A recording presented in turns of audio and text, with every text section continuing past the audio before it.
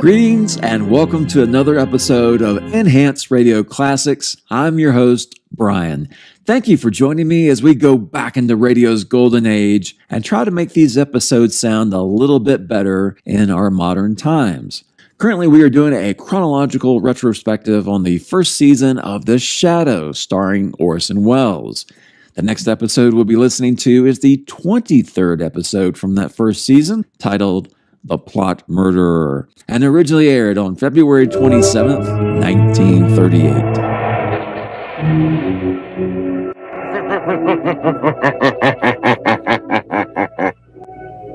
The Shadow knows.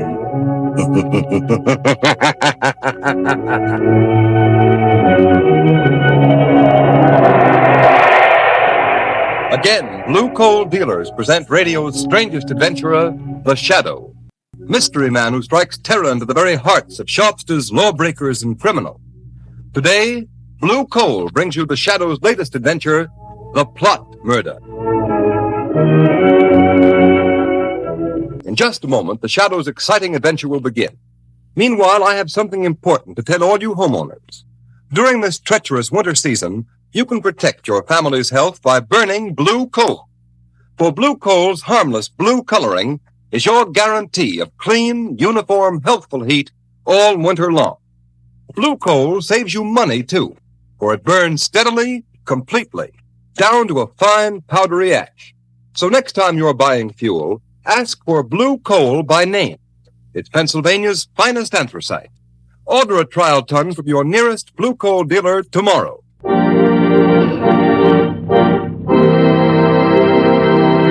An important announcement. Just before going on the air with today's adventure of The Shadow, we received a telegram from the American Police Review, presenting The Shadow with a special award. Be sure to hear this official presentation at the close of this program. And now, Blue Coal presents The Shadow in The Plot Murder.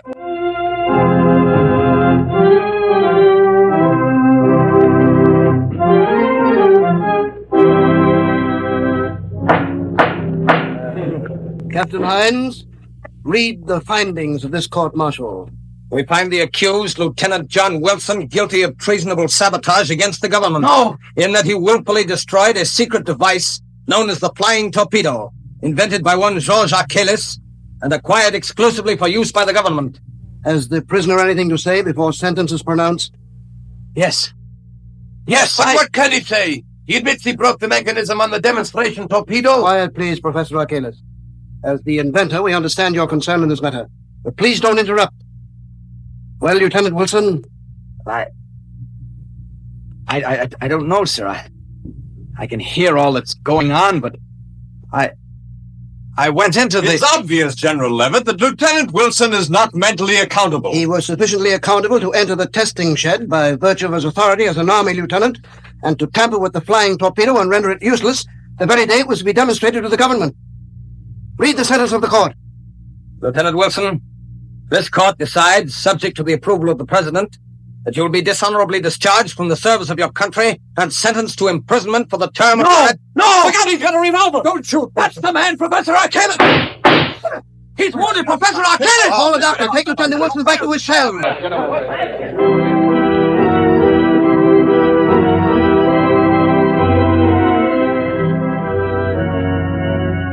Lamont Cranston, I tell you, John Wilson can't be guilty. He just can't. Well, why not, Margo? After all, traitorous Army officers are not unknown to history. Yes, but the peculiar way John Wilson talked on the stand makes me think there's something strange about the whole thing. He acted, well, almost like a man in a trance. Lamont, just what is this flying torpedo he's supposed to have tampered with? Just what its name implies, a sort of aerial torpedo filled with high explosive flying under its own power. So once it's launched into the air, instead of flying a predetermined course, its direction can be guided by radio beams from an observation plane flying high above it. I see. Imagine its tremendous effectiveness in warfare, deadly accuracy in hitting even a fast-moving target like a troop train or a supply ship. Sounds tremendously important. Who invented it? This man Achilles, who was to have demonstrated last week at the proving grounds before a large delegation from the capital. Besides the members of the War Department, a great many high officials and other branches of the government were to attend the tests. Well? Since your friend Wilson gained access to the laboratory and put the flying torpedo out of commission, the test has been postponed until tomorrow. And who is Archelaus? Where did he come from? A famous foreign inventor. He's quite a reputation abroad. Lamont, you don't suppose it's possible Archelaus has the boy under some strong mental influence? Possible. They've got Wilson temporarily in the city jail. Won't you call on him as the Shadow? Margo, do you honestly think that this case warrants my attention as the Shadow? Lamont, I don't ask many favors, but I have the feeling John Wilson is innocent. All right, Margo. You're really serious. The Shadow will pay a call on John Wilson in the city jail.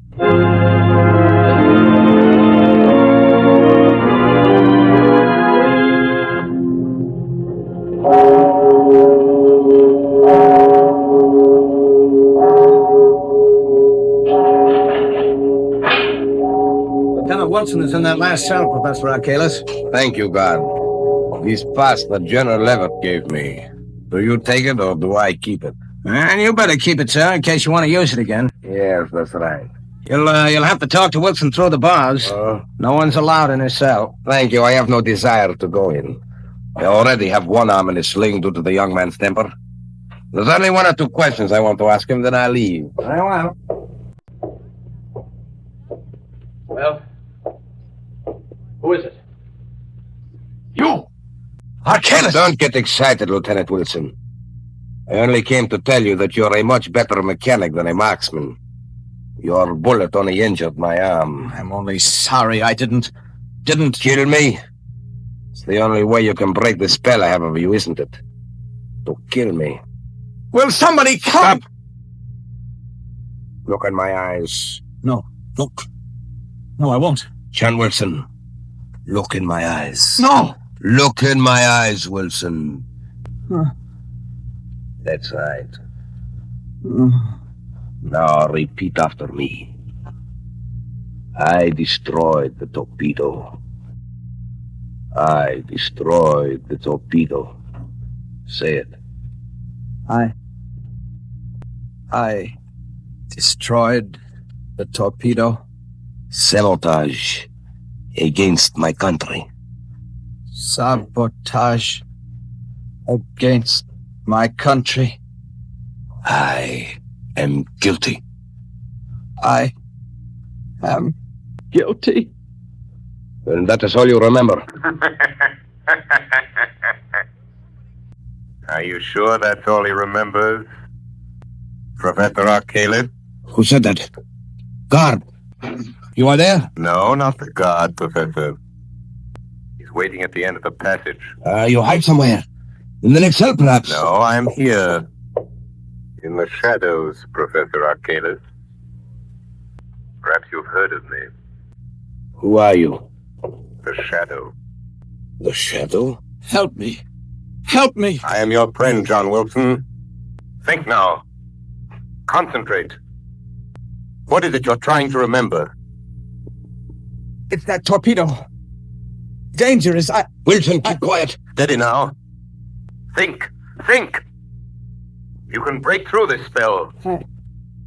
I tried to make them understand. Stop. I destroyed the torpedo because... I command you to stop. John, your friends believe in you. They're trying to help you. Wilson, what have you committed? Sabotage against my country. I am guilty. I am guilty.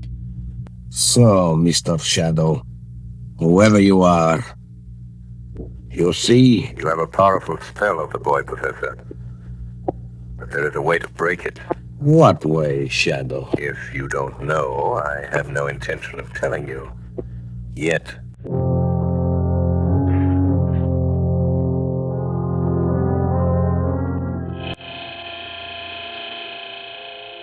Margo Lane. Margo Lane, stand by. Archelaus has put Wilson under some strong mental influence, a sort of hypnotic telepathy. The boy's subconscious is dominated by the thoughts Archelaus plants there. We must weaken Archelaus' hold on Wilson's mind so we can find out if he's guilty or not. Stand ready for another call. Tonight I'm going to pay a surprise visit to Professor Archelaus at his hotel. I have a feeling that if we're not successful in getting Wilson to talk, this country of ours may suffer a terrible disaster.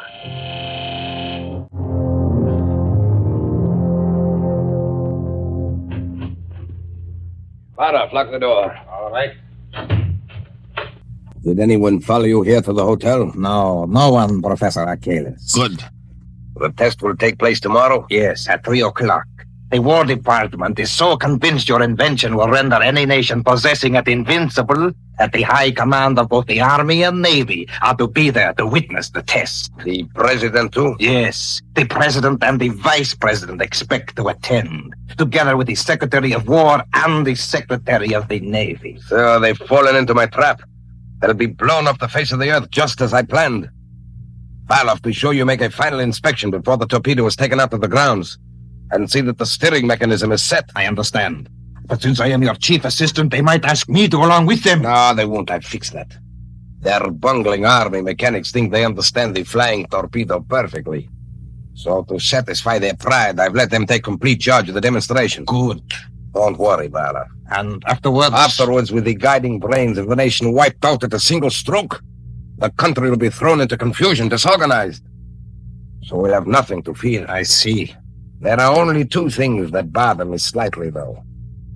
Lieutenant Wilson, for one. Wilson? Did he really discover the secret trick of the steering mechanism? Yes, he knows what we intend to do and how we intend to do it. You should have disposed of him at once. I thought of that. I was afraid it would arouse suspicion. But I'm keeping Wilson under mental hypnotic control until it's too late for him to stop us. Wouldn't it be better if he were dead? Perhaps. I can still visit him at the prison. And what is the other thing that bothers you, Professor? Only a shadow, Barloff. But I'm not quite sure of the extent of its power. A shadow? Don't worry, I think I can take care of it, too. Listen, what is it? I thought I heard footsteps outside in the hall. Go and look. There's no one here. The hall is empty. Must be my nerves. I'll be glad when this is all over. Our escape is taken care of? Yes, the freighter will be waiting for us at South Pier. But go now, Carl. And success to you.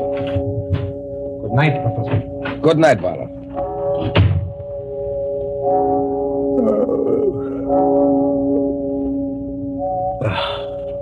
The shadow. If I can't put my willpower against the shadow, then I deserve to lose. And I've never yet... Good evening, Professor Achilles. You? The shadow, you've come? Yes, Professor. Why do you hold Lieutenant Wilson in a hypnotic spell, Professor? I don't know what you're talking about, We shall Shadow. see. And now I have something else to tell you. What? Wilson knows something about you, Professor. And I'm going to find out what it is. All right, Shadow. You know a little, but you'll never learn more from Wilson. No one can break the spell, not you, nor all your childish magic. You forget. Greater magic, Achilles. What? Death. Death? Yes, it's on the way, Professor. And I can promise you this, if any blood is shed, it will be yours, not the shadow's.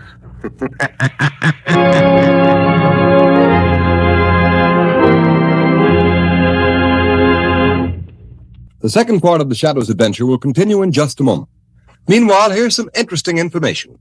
Every day, more and more families throughout this area are saving money on their heating and cooking bills. These families are getting better and more economical heat than ever before with blue coal. Blue coal is anthracite. It is an American product mined by the Glen Alden Coal Company, who are deeply grateful for the purchases of blue coal by families throughout this area.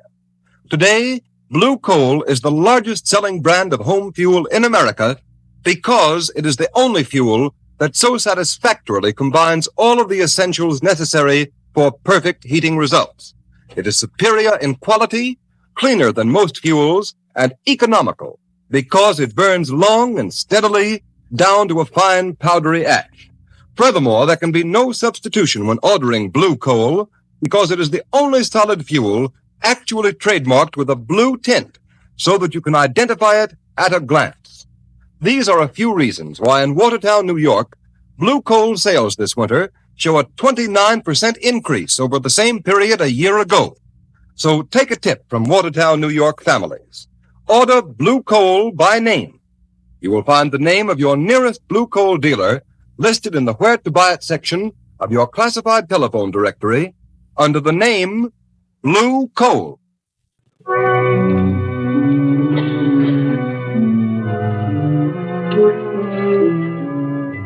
But I tell you, General Levitt... Excuse me, Cranston. Go right ahead, General. Hello? General Levitt speaking. Oh, yes. Good morning, Captain Hines. That's fine. You have the flying torpedo loaded and ready for the demonstration? Good. I'll expect a report. Sorry I can't be with you. Goodbye.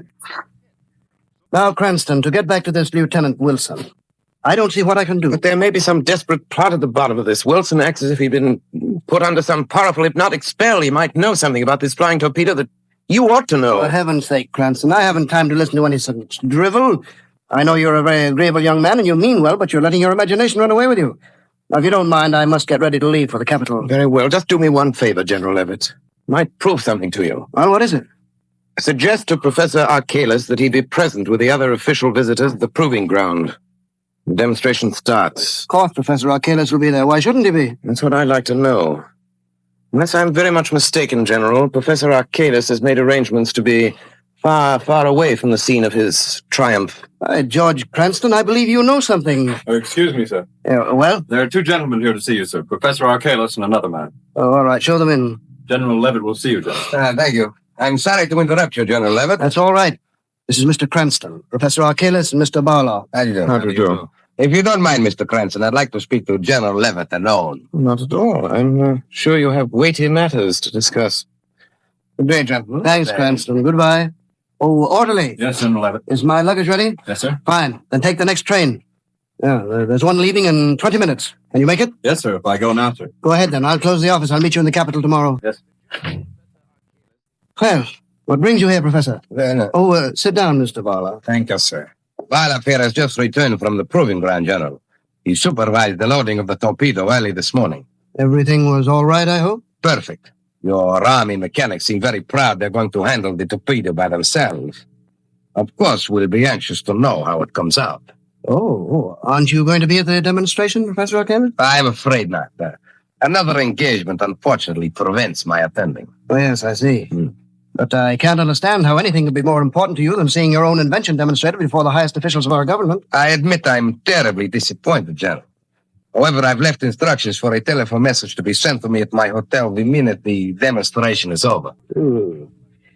Professor, I'm not sure that this test should be made without your being there. What do you mean? Suppose I order you to go. But no, that's impossible. Why impossible, Mr. Barlow? You must excuse Barlow, General Levitt. He is a little excited. Excited? What about? Look here, Professor Archalis. Why don't you want to go to the proving ground? Must I repeat my previous statement? This stalling and hedging is very suspicious. By George, you'll go whether you want to or not. Don't touch that phone. Barlow, be careful. You can't give me orders in my own office. You hit him too hard, Barlow.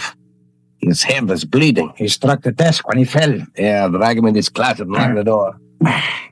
He knows something, Professor. Or suspects something, but how? And we've got to act quickly. I wonder if Lieutenant Wilson has talked. But you said he's still under your hypnotic spell. Perhaps it would be better if Lieutenant Wilson died. Yes.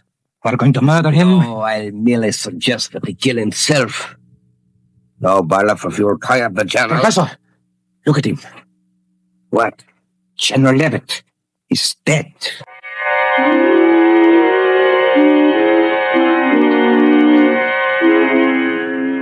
Well, here's General Levitt's office, Margo.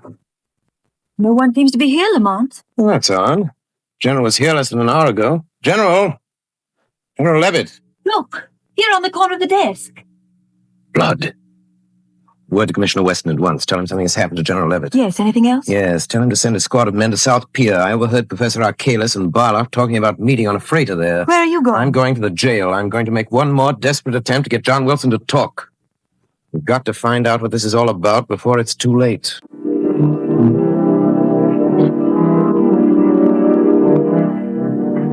Do you want me to wait here at the jail, Professor Archalis? No, go down to South Pier, Barlow. I want to be alone with Lieutenant Wilson. Yes. I'll follow after I've taken care of him. All right. But first, I'll collect the baggage.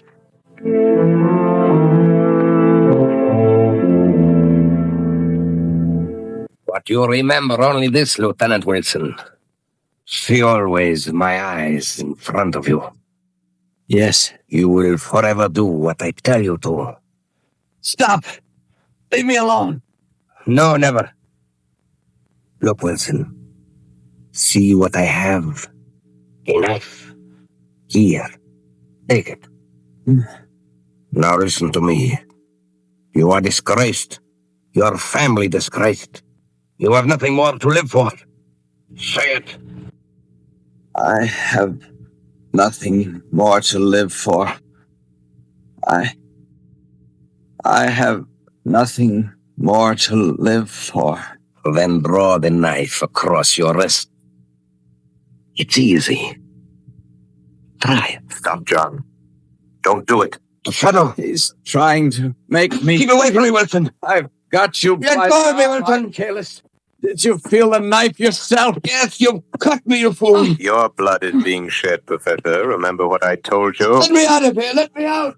He's gone, John. Something's happened to me. I feel that I can talk now. Then talk. Tell me what you know. Archaeus' spell is weakened. I can't see you, and I don't know who you are, but you've got to help me. I first suspected Archaeus and his crowd when I saw that the steering mechanism of the flying torpedo had an extra attachment. An extra attachment? Yes, you see, the flying torpedo is supposed to be steered by radio beams from an accompanying plane.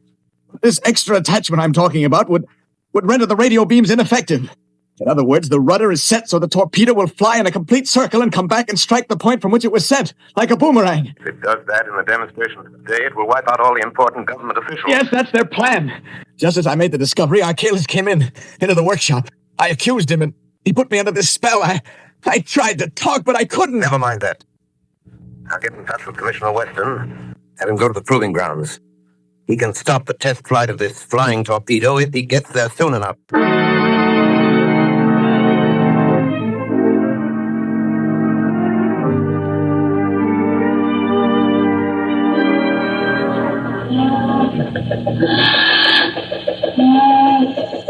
What's the idea of having us wait around here at the South Pier? There don't seem to be anything stirring. Who are the guys we're supposed to pick up? Two birds by the name of Professor Archaeus and Barloff. Foreigners, huh? Yeah. What are they going to do, make a getaway? I don't know. Commissioner Weston just said to make sure we got them, that's all. If it had been that important, don't you think the commissioner would have come down here himself? Well, he was coming, but he got a last-minute call to go over the place where they're trying out that new flying torpedo. Oh, yeah, I read about that. All these inventions. Now, wait a minute. Somebody coming down the dock. Hey, you! Hey, stop where you are, I'll shoot! What's this all about? Nothing. Where are you going? That is my business. What's your name? Come on, what's your name? Are you Barloff? What is it to you? Answer me, are you Barloff? Yes. Well, that's all we wanted to know. Come on. Where are you taking? I ain't done nothing. He's got a gun, Sergeant. What? I'm sorry, Sergeant. I had to do it. That's okay. This Archaeus will probably be along in a minute. Put this bird behind those boxes. We don't want Archaeus to... Hey, look out. Here comes another guy down the dock. All right, quit. Behind this piling here. This one must be Archaeus. Yeah, I guess so. Professor Archaeus? Who are you? The police. I want to ask you what... Well, you can't get me to talk. You'll never make me... Look out, Sergeant. He's got a gun there. Drop that gun. You can't take me. The police can't touch me. You asked for it. Oh, you nailed him, Sergeant. He get you? Oh, I'm okay. Here comes the parole. Must have heard those shots. No, they didn't have time. Oh, Commissioner Weston? Yes, Sergeant. So you got our man? Yep. Is he dead? I don't think so, sir. Well, Archaeus, maybe you'll talk. I'll never talk. Commissioner Weston. Shadow, what are you doing here? We can't waste time, Commissioner. Did you stop the test of the flying torpedo? Yes, but... Good. Commissioner, you've saved the lives of thousands of spectators. To say nothing of some of our highest government officials. Then it was you. Yes, I had a friend of mine call you. And now, Professor Archaeus, I have the story. You haven't much time. I know. I'm dying, Shadow. It was a plot against our national defense, wasn't it? It was. Who employed you to do it? That I won't tell you. Lieutenant Wilson is innocent. Yes. Wilson is innocent. Commissioner, you're a witness. Lieutenant Wilson is cleared. Yes, Shadow. What about General Levitt? Barloff killed him. Where is Barloff? We got him behind these boxes. How did you know about General Levitt, Shadow? We found blood on his desk. This time the blood is yours, Archelaus. Yes. Mine. Well, Shadow, Archelaus is dead. Yes, Commissioner. You've been instrumental in averting a national calamity. Archelaus is dead. The innocence of Lieutenant Wilson has been proved. And the integrity of the men who protect our liberty is again vindicated.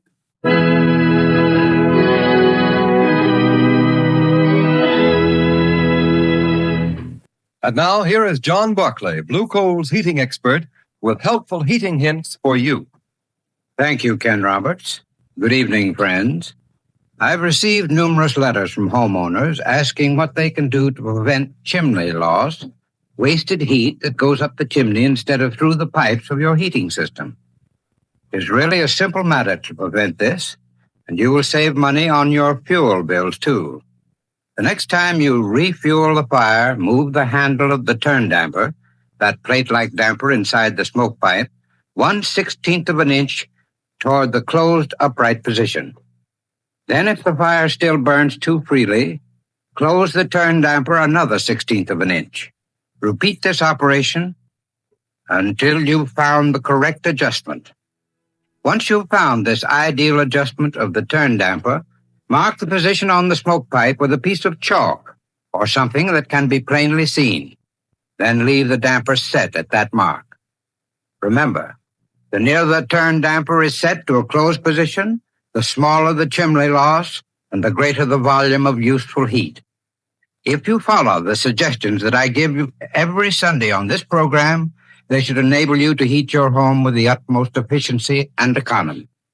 However, if you're experiencing trouble with your heating plant, call your nearest Blue Coal dealer and ask him to send a John Barclay trained serviceman to your home to inspect your furnace. This service is free to all Blue Coal customers. I thank you. Thank you, Mr. Barclay. And here's the official telegram advising of the award the American Police Review has made to the Shadow program. Quote, "The American Police Review salutes the producers and sponsors of the Shadow for their contribution to the cause of better law enforcement. 13,000 police executives throughout the United States read the review. So our purpose is to help them find the best tools and methods to combat crime. The editors of the review have turned a critical ear toward the Shadow program for some time and are gratified to note that your presentation of police roles truly reflects the intelligence and character of the high type of police officer now found throughout the land. We therefore take pleasure in presenting to you the American Police Review Certificate of Award for Distinguished Service to the Cause of Better Law Enforcement. Signed, J. Norval Birch, editor of the American Police Review, Chicago, Illinois."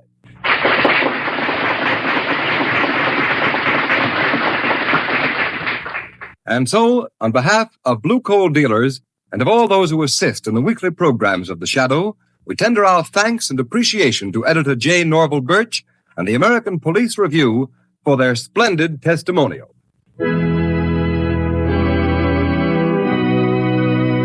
You have just heard a dramatized version of one of the many copyrighted stories which appear in The Shadow magazine. All the characters and all the places named are fictitious. Any similarity to persons living or dead is purely coincidental.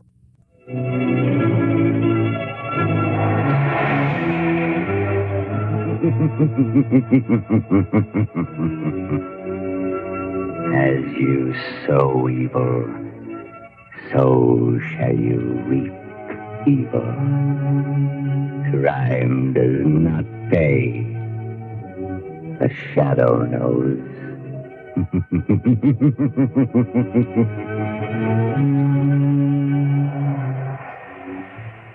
Next week, same time, same station, Blue Coal, America's finest anthracite, will again present another thrilling adventure of The Shadow. Be sure to listen, and be sure to burn Blue Coal, the solid fuel for solid comfort. And The Shadow closes out episode 23 from the first season, titled The Plot Murderer, which originally aired on February 27th, 1938. A return to normal for sure after the last episode. However, there is one change I appreciated in this broadcast. Margo, sensing that something is wrong with the Wilson verdict, pushes Lamont to investigate. Lamont listens to her and does so. In most episodes that we've covered in this Shadow retrospective, Margo is usually trying to talk Lamont out of doing something. And of course, he doesn't listen to her. So, a nice change there. We have another example of useless security. At Lieutenant Wilson's trial, security let a man accused of sabotage carry a loaded gun into the courtroom. How did this happen? Where did he get that gun? Come on, security. But at the end, 2 officers do redeem the police force by taking out the bad guys. The commissioner comes just in time to pick up the dead bodies. And remember, crime doesn't pay in the Shadow world, nor does it mean that you're going to live for very long. Something I thought that was interesting in this episode is Lieutenant Wilson is accused of sabotaging the test of a flying torpedo, which would later be called a guided missile in real life. And the mic drop line of the episode for me is this. And I can promise you this, if any blood is shed, it will be yours, not the Shadow's. I love how Orson Welles delivers that line. So good. All right, that's all I've got for this particular broadcast. Once again, thank you for listening, and I hope you will join me on the next episode from The Shadow titled The Bride of Death. See you then.